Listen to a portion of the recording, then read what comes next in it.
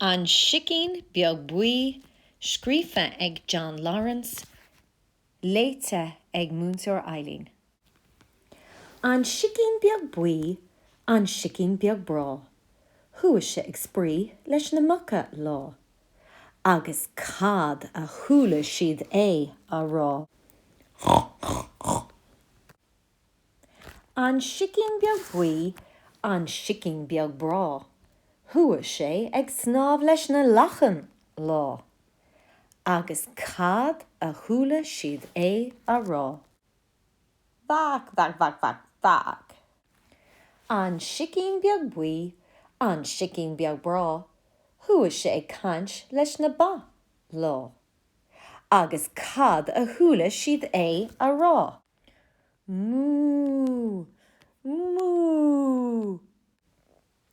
An Sicín Beag Buí, an Sicín Beag Brá, thuaidh sé ag léim leis na freaganí lá, agus cad a thualadh siad é a rá. Ribbit, ribbit, ribbit, ribbit. An Sicín Beag Buí, an Sicín Beag Brá, thuaidh sé ag dabhsa leis na chuan lá, agus cad a thualadh siad é a rá. Ba, ba, ba, ba.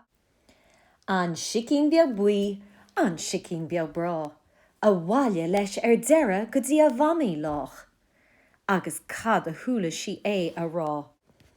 Teep, teep, moo, moo, moo, teep, bach, bach, bach, bach, ribbit, ribbit, ribbit, ba, ba, ba, cheep, cheep, cheep, cheep, cheep, cheep,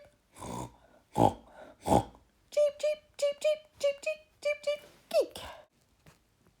Sin deireadh an Scéal, tá súil agam gur thaithin sé leat, nach deas an scéal a bhí an.